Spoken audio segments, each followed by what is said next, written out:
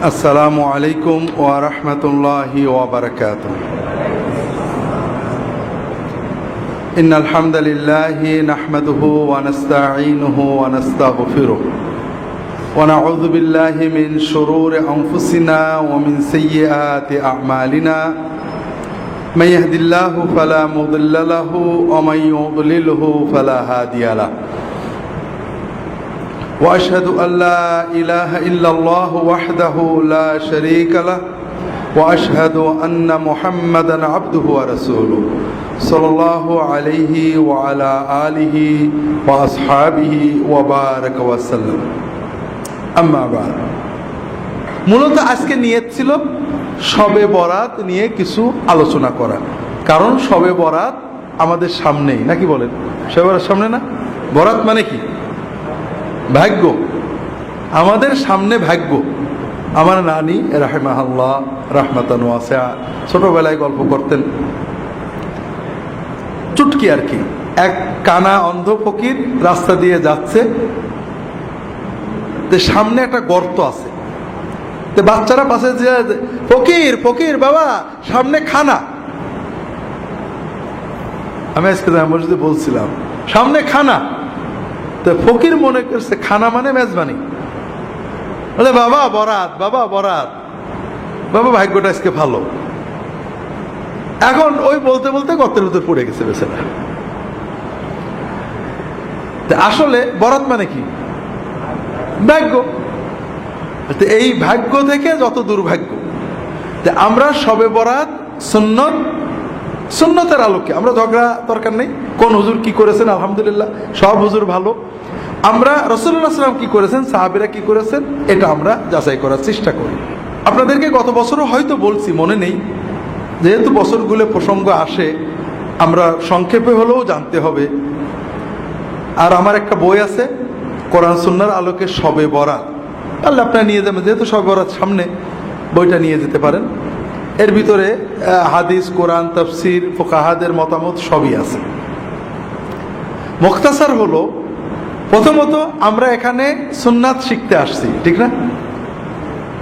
সুন্নাত নবীজির সবকিছু।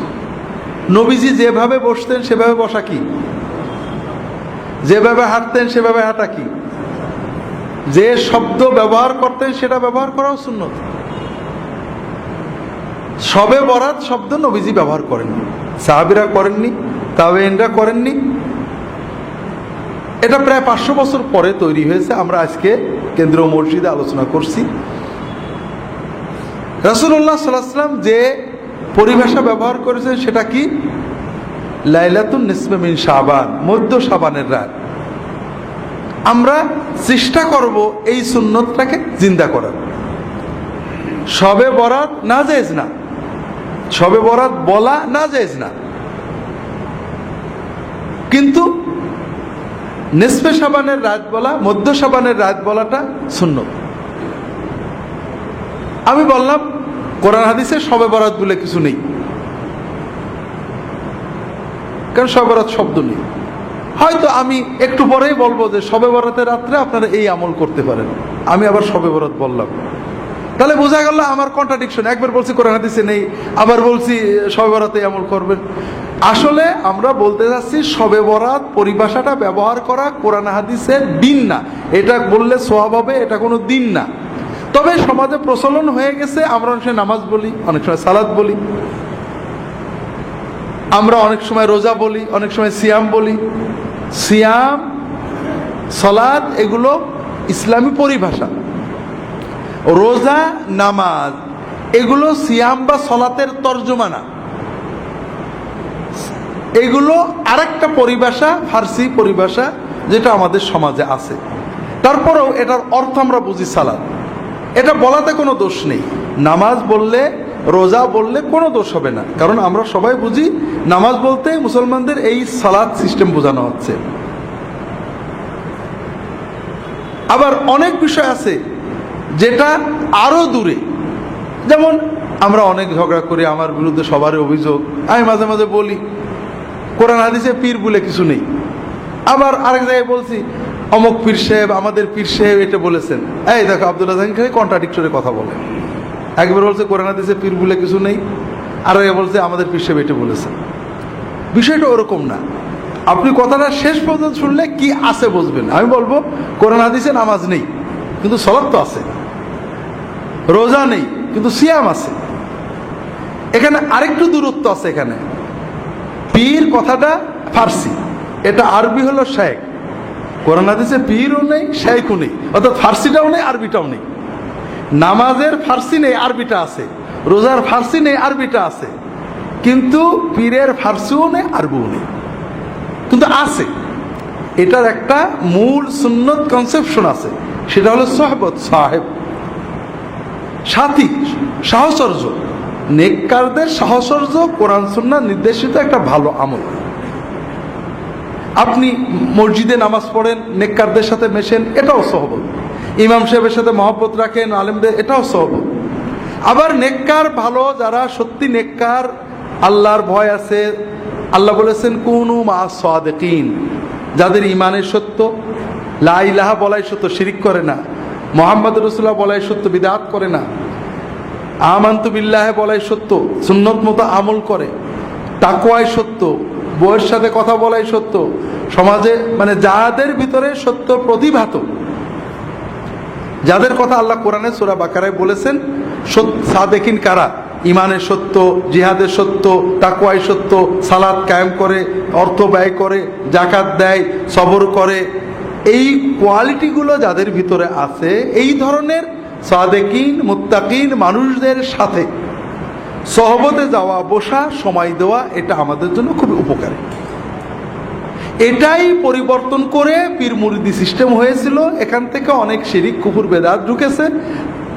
আবার এটার মাধ্যমে দিন প্রচার হয়েছে। একসময় তাতার যুগের পরে মানুষেরা এই জাতীয় সহবতের মাধ্যমেই দিন শিখত।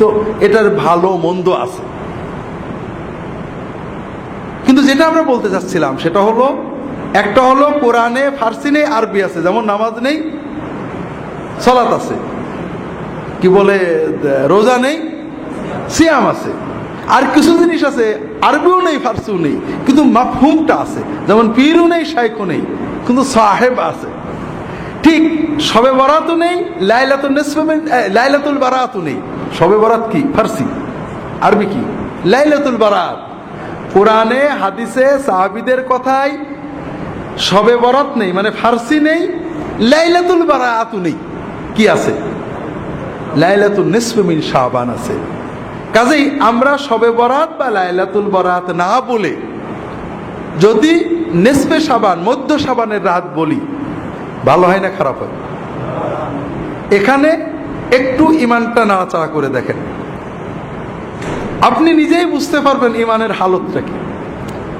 আপনি একটা তথ্য জানলেন যে রাসূলুল্লাহ সাল্লাল্লাহু আলাইহি ওয়াসাল্লাম জীবনে লাইলাতুল বারাত শব্দটা বলেননি, কিন্তু নিসফে শাবান শব্দটা বলেছেন, অনেকবারই বলেছেন, অনেকগুলো হাদিস আছে। সাহাবীরা বলেননি, তাবেঈনরা বলেননি।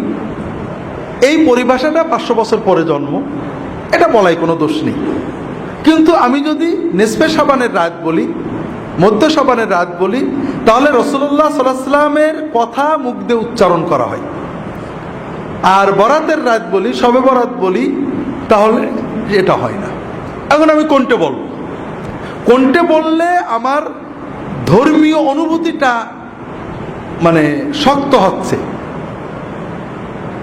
এখানে 3 শ্রেণীর মানুষ পাওয়া যাবে। কয় শ্রেণী? এক শ্রেণী বলবে আচ্ছা দেখি চেক করে, সবাই শবে বরাত বলে, আবার শুনছি নবীজি বলেননি, দেখি হাদিসে বা অন্তত সাহাবীদের যুগে শবে বরাত বা আরবি লাইলাতুল বারাতটা পাওয়া যায় কিনা, খুঁজে চেক টেক করে যদি পাই ভালো, নইলে শেষ নিসফে শাবান মেনে নিল। এই লোকটা ভালো কাজ করলো। আর একজন বলল, আব্দুল্লাহ জাহাঙ্গীর বলছেন নেই, আন্দাজে তো আর বলিনি, যাক আমি এখন তো নিসফে শাবান বলবো, মধ্য শাবানের রাত বলবো, শবে বরাত আর বলবো না, মুখ দিয়ে বেরোয় গেলে যাবে। তবে নিসফে শাবান বললে একটু খুশি লাগে, আলহামদুলিল্লাহ আমার একটা সুন্নত শব্দ বললাম। শবে বরাত বেরিয়ে গেলে অভ্যাস মতো বেরিয়ে গেছে, কি করা যাবে? এই লোকটা হালকা ভালো করলো, আগেরটা বেশি ভালো করলো, চেক করে যাচাই বাছাই করে নিল। এটা আমার উপর পূর্ণ আস্থা রাখলো, এটা ভালো না। সব কথা চেক করে নেওয়া ভালো। তৃতীয় আর এক শ্রেণীর মানুষ, আপনি এই কথাটা, আমি নয়, আপনি কালকে এই কথাটা অনেকের কাছে বলবেন, আর এক শ্রেণীর মানুষ বলবেন, হ্যাঁ এত লোকে বলে কিছু বলে, সব কি নবীর মতো বলতে, এই যে আমরা রোজা বলি, নামাজ বলি, এন বলি, তেন বলি, এই বলি, সেই বলি, সব কি নবীর কায়দায় বলতে হবে নাকি? এইরকম লোক আছে না নেই? হয়তো আমাদের এখানেও তো একজন এরকম চিন্তা করছেন। ভাইরা, আপনি কাকে ধাক্কা মারলেন? আব্দুল্লাহ জাহাঙ্গীরকে। আপনি কোন জিনিসটাকে অচল বলে, মানব না বলে অবজ্ঞা ভরে ফেলে দিলেন? সেটা কি? নবীজি সাল্লাল্লাহু আলাইহি ওয়াসাল্লামের একটা শব্দ, তার একটা সুন্নাত। তাহলে আপনার ঈমান, আপনি একটু ঘষা মাজা করে দেখেন, আপনি কি কাম করলেন? আপনি কোন জিনিসটাকে অবজ্ঞা করলেন? আপনি তো আমাকে অবজ্ঞা করেননি। আপনি মুহাম্মদুর রাসূলুল্লাহ সাল্লাল্লাহু আলাইহি ওয়াসাল্লামের কথার মতো কথা বলতে আপত্তি করলেন। আপনার সমাজের প্রচলিত কথাটাকে মুহাম্মদ সাল্লাল্লাহু আলাইহি ওয়াসাল্লামের কথা চেয়ে জোর দিলেন। এটা আপনি ভালো করলেন না, আপনি আপনার ঈমানের ক্ষতি করলেন, আমার তো কিছু করলেন না। আপনাদের এজন্য বারবার আবারও বলি, আমাদের এখানে আমরা নিয়মিত, আপনারা আসেন, একদিনে সব শেখাবো এরকম নয়, প্রশ্নোত্তর হবে, আমরা প্রশ্নের মাধ্যমে অনেক কিছু জানবো। তবে সবচেয়ে বড় চিন্তা, অনেক সুন্নাত আমাকে বলে, স্যার আপনার এখানে তো অনেক সুন্নত নেই। অনেক সুন্নত নেই মানে কিছু কিছু বিষয় আছে, মানে আপনি গাড়িতে চলেন, ঘোড়ায় চলেন না, সুন্নত নেই। তো ভাইরা, আমি গাড়ি চলাটাকে অত উত্তম, আমি ঘোড়ায় চড়তে পারলে খুশি, আমি পারি না তাই করি। কিন্তু আমি বিশ্বাস করি যে আমি চড়াটাও যদি নবীজির মতো হতো, নিঃসন্দেহে ভালো হতো। কথা হলো যে, একটা হলো আমার চেতনা, বিশ্বাস যে মুহাম্মদ সাল্লাল্লাহু আলাইহি ওয়াসাল্লামের চেয়ে বড় আর কিছু হতে পারে না। আমি পারি না, আপনাদের বলছি, আমি 1981 সালে সৌদি আরবে গেছি। ও দেশে প্রথম তেল নিয়ে যেতাম, সরিষার তেল, নারকেলের তেল, ডিব্বা টিব্বা ভরে নিয়ে যেতাম। তেল তখন এত পাওয়া যেত না, খুব ঝামেলা হতো। আমি তেল মাখার অভ্যাসটা নষ্ট হয়ে গেল, আমি এখন মাথায় তেল মাখতে পারি না। বোধহয় 40 বছর হয়ে গেল মাথায় আমি তেল মাখি না। তেল মাখলে বরং অস্বস্তি লাগে। তো এই কথাটা আমি বলছি আমার এক ছোট ভাইকে, মৌলানা ইদ্রিস রাহিমাহুল্লাহ, মারা গেছে, আপনারা জানেন কত এসে বলো, ভাই রাসূলুল্লাহ সাল্লাল্লাহু আলাইহি ওয়াসাল্লাম কিন্তু তেল মাখতেন, আমি কি করব? উনি মাখতেন, ছিল আমার না মাখাটাই ভালো, এটা বলবো? তাহলে বোঝা যায় আমার ইমানে গড়বড়ি আছে। আমি বললাম যে নিঃসন্দেহে তেল মাখা ভালো, আমি যে মাখতে পারি না, অস্বস্তি লাগে, এটা আমার খারাপ। রাসূলুল্লাহ সাল্লাল্লাহু আলাইহি ওয়াসাল্লাম যেটা করেছে নিঃসন্দেহে সেটা। দুনিয়ার কাজে, জাগতিক কাজে, প্রতিটি ব্যাপারে রাসূলুল্লাহ সাল্লাল্লাহু আলাইহি ওয়াসাল্লামের সুন্নত, কোনটা নফল সুন্নত, কোনটা আদাতি সুন্নত, কোনটা মুস্তাহাব সুন্নত, কোনটা ওয়াজিব সুন্নত, বিভিন্ন রকম হতে পারে, কিন্তু তার চেয়ে ভালো আর কিছু হতে পারে না। আমি চুলগুলো ছোট করে রাখছি। আমি চুল কি টুপি পাগড়ি পরে জামে মসজিদে যাই, কখন খুলবো মাথায় খুব গরম লাগে, কখন খুলবো কখন, টুপি পরি ফুটো ফুটোওয়ালা, ভারী টুপি পরলে, সুন্দর টুপি পরলে মাথা গরম হয়ে যায়।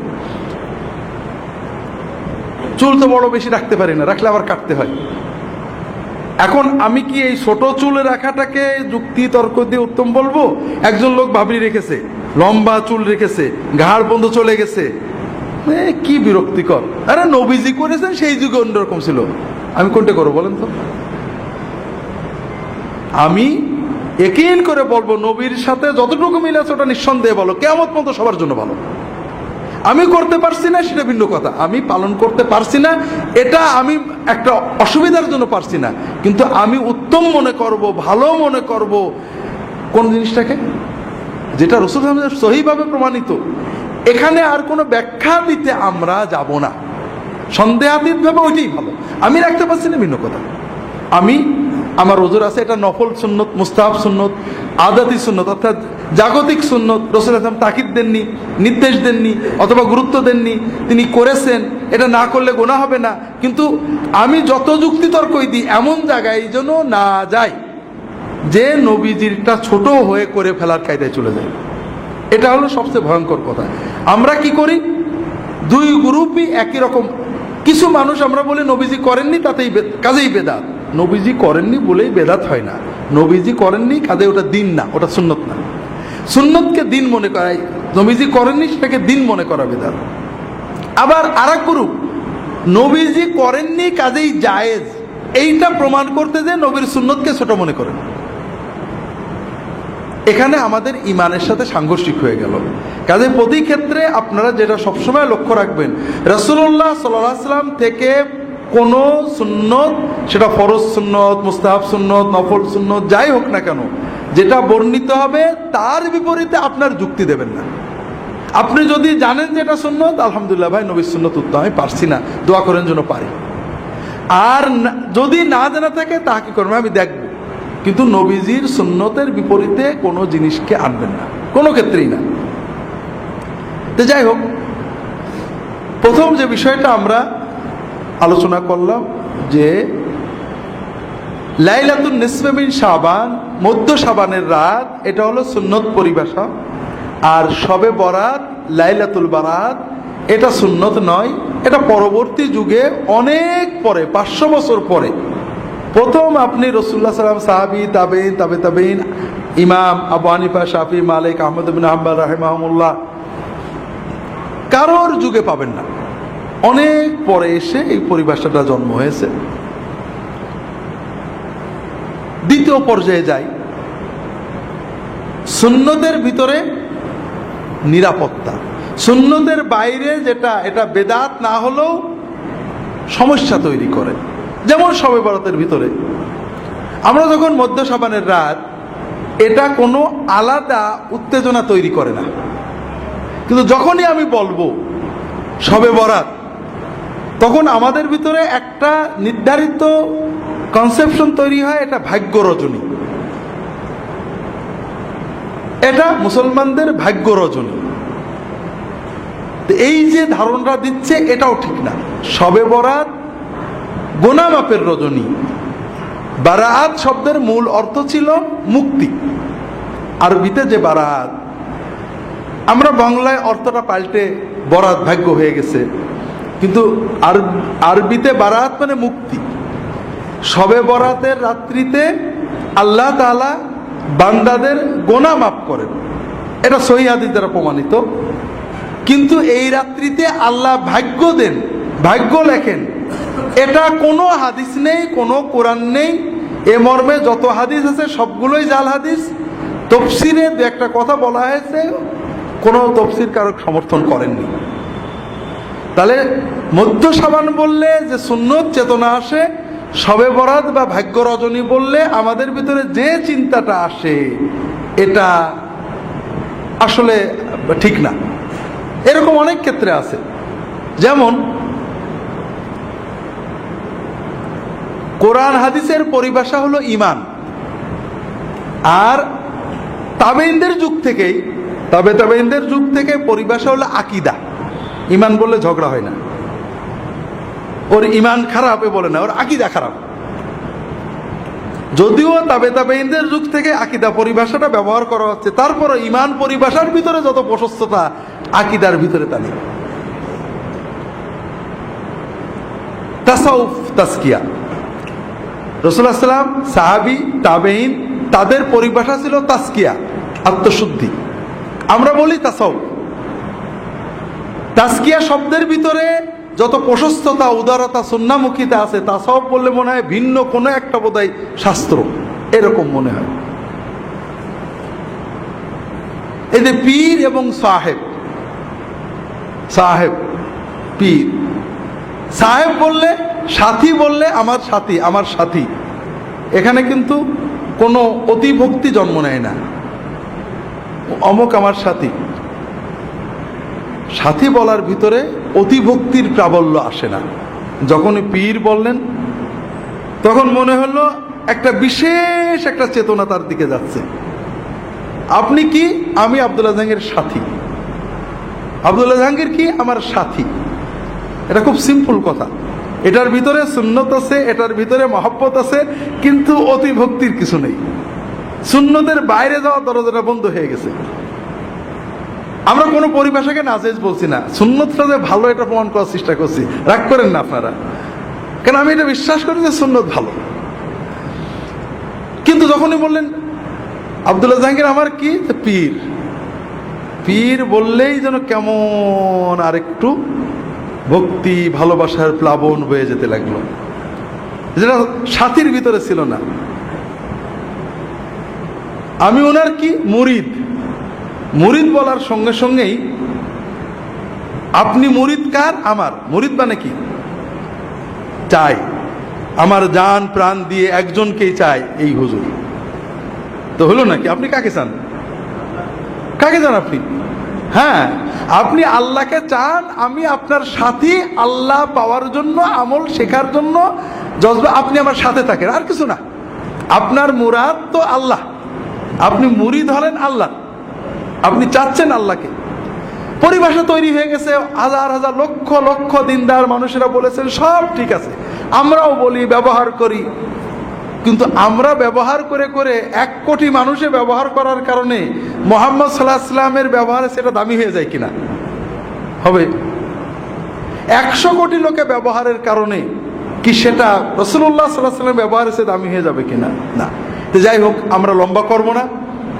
শবে বরাতের আমল, শবে বরাতের 3টে বিষয় বোঝেন। একটা হলো শবে বরাতের রাত্রিতে, অর্থাৎ আবারও বলছি, শবে বরাত বলছি, আপনারা রাগ করেন না, নিসফে শাবানের রাত্রিতে, মধ্য শাবানের রাত্রিতে আল্লাহ তাআলা বান্দাদের গুনাহ মাফ করেন। এটা সহিহ হাদিস। ইন্নাল্লাহা লা ইয়াত্তালিউ ফি লাইলাতিন নিসফি মিন শাবান ইলা ইবাদিহি ফায়াগফিরু লিজামিই খালকিহি ইল্লা লিমুশরিকিন আও মুশাহিন। আল্লাহ তাআলা মধ্য শাবানের রাত্রিতে তার বান্দাদের দিকে দৃষ্টিপাত করেন। আল্লাহ মধ্য শাবানের রাত্রিতে তার বান্দাদের দিকে দৃষ্টিপাত করেন। তখন তিনি 2 শ্রেণীর মানুষ ছাড়া সকল শ্রেণীর সৃষ্টিকে মাফ করে দেন। যাদের ভিতরে শিরক আছে এবং যাদের ভিতরে হিংসা আছে, এই হিংসা এবং শিরক যাদের আছে তাদের ছাড়া বাকি সকল মানুষকে আল্লাহ মাফ করে দেন। তাহলে শবে বরাত হলো একটা কমন বোনাস। আপনি যদি এই রাত্রিতে ঘুমিয়ে থাকেন, জেগে থাকেন, কিন্তু আপনার অন্তরে শিরক নেই, আপনার অন্তরে হিংসা বিদ্বেষ নেই, ইনশাআল্লাহ আপনার নসিবে এই আল্লাহর বোনাসটা এসে যাবে, আপনার অ্যাকাউন্টে আপনার বোনাস জমা হয়ে যাবে। কথাই বুঝতে পেরেছেন? এখন দ্বিতীয় বিষয় হলো আমরা কি করব, আমরা আমল করব কিনা। আমল না করলে, ঘুমিয়ে থাকলেও আপনি বোনাস পাবেন। এ ব্যাপারে সহিহ হাদিস পাওয়া যায় না, কিছু জয়ীফ হাদিস আছে। 2টো আমল পাওয়া যায় জয়ীফ হাদিস দ্বারা, বা 3টে আমল পাওয়া যায়। একটা হলো কবর জিয়ারত, আর একটা হলো দোয়া, আর একটা হলো সালাত। এই বিষয়ে যতগুলো হাদিস আছে সবই জয়ীফ। তবে যেহেতু এই রাত্রের ফজিলত সহিহ, এই রাত্রে কেউ যদি অন্যান্য রাতেও তাহাজ্জুদ পড়ে, এই রাত্রে একটু কিছু বেশি পড়েছে, অন্যান্য রাত্রেও দোয়া করে, এই রাত্রে বেশি করেছে, এটা অনেক আলেমই মুস্তাহাব, জায়েজ, বৈধ, সুন্নতের ভিতরে থাকবে বলে মত প্রকাশ করেছেন। আমরাও মনে করি যদি কেউ ব্যক্তিগতভাবে এই রাত্রিতে দোয়া করেন, এই রাত্রিতে আল্লাহর কাছে দোয়া করেন বা সাধারণ তাহাজ্জুদ পড়েন, কিয়ামুল লাইল করেন, এটা নাজায়েজ হবে না, ইনশাআল্লাহ বিদআত হবে না। 3টে কারণে। একটা হলো সুন্নত দ্বারা ফজিলত প্রমাণিত। এখানে জয়ীফ হাদিস দিয়ে কেউ আমল করলে এটা সরাসরি বেদাত বলা ঠিক না। তাবেঈদের যুগ থেকে কোন কোন তাবেঈ এই রাত্রে ইবাদত করেছেন। তবে এই রাত্রিতে ইবাদত মসজিদে যেয়ে করা, সমবেত করা, এটা সকল ইমাম, হানাফি, শাফিঈ, মালিকি, হাম্বলি সবাই বেদাত বলেছেন, মাকরুহ বলেছেন। এটা নিয়ে কোনো মতভেদ নেই। এই রাত্রি ইবাদতের জন্য মসজিদে যাওয়া, দলবদ্ধ হওয়া, সুন্নত ইবাদতও দলবদ্ধ হয়ে করা, এটা বেদাত বলা হয়েছে এবং মাকরুহ বলা হয়েছে। হানাফি ফিকহের সব কিতাবই পাবেন। তৃতীয় হলো এই রাত্রিতে ভাগ্য লেখা হয়, এই মর্মে যত কথা আছে সবই জাল কথা। চতুর্থ হলো এই রাতের পরের দিনে রোজা রাখা। আমাদের সমাজে প্রচলন আছে এই লাইলাতুন নিসফে মিন শাবানের পরের দিনে রোজা রাখার ব্যাপারে 2টো হাদিস আছে, দুটোই জাল পর্যায়ে। তবে শবে বরাতে রাসূল বেশি রোজা রাখতেন, 1 তারিখ থেকে 15 তারিখ পর্যন্ত রোজা রাখতেন। আর 13, 14, 15 রোজা রাখা তো নিয়মিতই সুন্নত। কাজেই যারা রোজা রাখতে চান 13, 14, 15 রাখবেন, সব মাসেই রাখার চেষ্টা করবেন। শাবানে যেহেতু রাসূল বেশি রাখতেন, আপনারা রাখতে পারেন। মধ্য শাবানের রাত বা শবে বরাত বিষয়ে শেষ কথাটা বাদ রয়ে গিয়েছিল।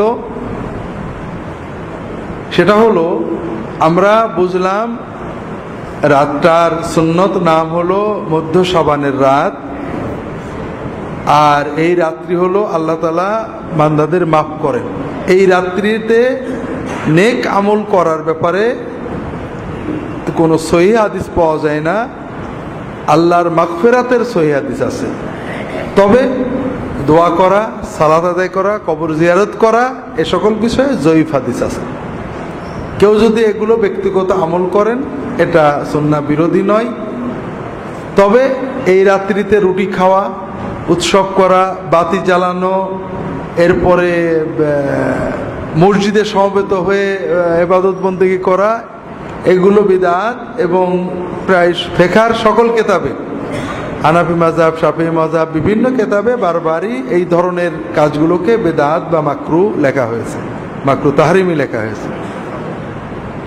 এখানে একটা বিষয় খুবই জরুরি,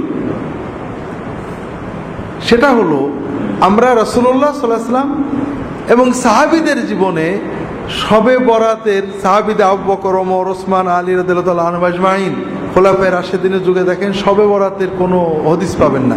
পুরো ইসলামের ইতিহাসে ইবনে কাসির, তবারি, মানে রাসূলুল্লাহ সাল্লাল্লাহু আলাইহি ওয়াসাল্লামের হিজরত থেকে সাহাবী তাবেঈনরা মসজিদে সমবেত হয়েছেন, অথবা আবু বকর, ওমর, ওসমান তারা এই রাত পালন করেছেন, এরকম কিছু পাওয়া যায় না। এর একটা বড় কারণ হলো, ইসলাম আমাদেরকে জীবন ঘনিষ্ঠ ধর্ম দেয়, বতুরে না। আমরা শবে বরাতে কি জন্য গুরুত্ব দিই? এই রাত্রিতে আল্লাহ দোয়া কবুল করে, এটাই তো মূল, নাকি বলেন? এটা মূল না যে আমরা হুজুররা ওয়াজ করেছেন এই রাত্রে সন্ধ্যা থেকে আল্লাহর পক্ষ থেকে ঘোষণা দেওয়া হয় যে দোয়া করবে, কবুল করবে, এরকম আছে না? এই হাদিসটা জয়ীফ। তবে আমরা আশা করি এই রাতে দোয়া কবুল হবে। একাধিক হাদিস রয়েছে, সহিহ মুসলিম এবং অন্যান্য কিতাবে সহিহ হাদিস রয়েছে যে প্রতি রাত্রে রাতের যখন প্রথম 1/3 পার হয়ে যায়, রাতের প্রথম 1/3 পার হয়ে যায়, তার মানে 3 থেকে 4 ঘন্টা রাত হয়ে যায়। বর্তমান সময়ে আমাদের সন্ধ্যায় 7টায় ফজরের আজান হয়, ফজরের নামাজই হয় 5টায়, 4টায় ফিরে আজান, 3টে, এই 7টা, 8টা, 9টা, 10টা, 11টা, 12টা, 1টা, 2টো, 3টে, 4টে, 9 ঘন্টার রাত। তাহলে 1/3 মানে 3 ঘন্টা, 8টা, 9টা, 10টা, রাত 3 সাড়ে 3 ঘন্টা, তার মানে 10টা, সাড়ে 10টা। যখন রাত বড় হয় সন্ধ্যাও আগেই। যখন রাতের প্রথম 1/3 পার হয়ে যায়, আল্লাহ তাআলা সুবহানাহু ওয়া তাআলা প্রথম আসমানে নেমে আসেন। আল্লাহ তাআলার পক্ষ থেকে ঘোষণা দেওয়া হয় যে কে আসো দোয়া করবে, আমি তার সকল দোয়া কবুল করব। কে আসো আমার কাছে সাহায্য চাবে, আমি তাকে সাহায্য করব। কে আসো গুনাহ করেছো, গুনার মাপ চাও, আমি তোমার গুনাহ মাফ করে দেব। ওয়াযালিকা কুল্লা লাইলা, প্রতি রাতেই এই দোয়া, এই সুযোগ আল্লাহ দিতে থাকে। তাহলে আমরা যদি প্রতি রাতেই রাত 10টা, সাড়ে 10টা বেজে গেলে ঘুমানোর আগে 2-4 রাকাত নামাজ পড়ে আল্লাহর কাছে মন খুলে দোয়াটা করে শুই, তাহলে কিন্তু আমাদের প্রতি রাতই শবে বরাত হয়ে যায়। কথাটা কেমন বুঝতে পেরেছেন? আর এটা হলো ইসলামের মূল শিক্ষা, যে আপনি প্রতি রাতেই আল্লাহর কাছে কিছু চান, কারণ আপনি সারা বছরের চাওয়া একবারে চাওয়া যায় না ভাই। প্রতি রাতে আপনার নগদ যা আছে আল্লাহর কাছে চান, আল্লাহর কাছে মনের আবেগ জানান, আল্লাহ কবুল করবেন, আপনার জীবনটা আল্লাহমুখী হবে, আল্লাহর সাথে সম্পর্ক ঘনিষ্ঠ হবে। পাশাপাশি আলেম ওলামাদের সহবতে যেতে হবে, বইপত্র পড়তে হবে। আল্লাহ তাআলা তৌফিক দান করুন, আমিন।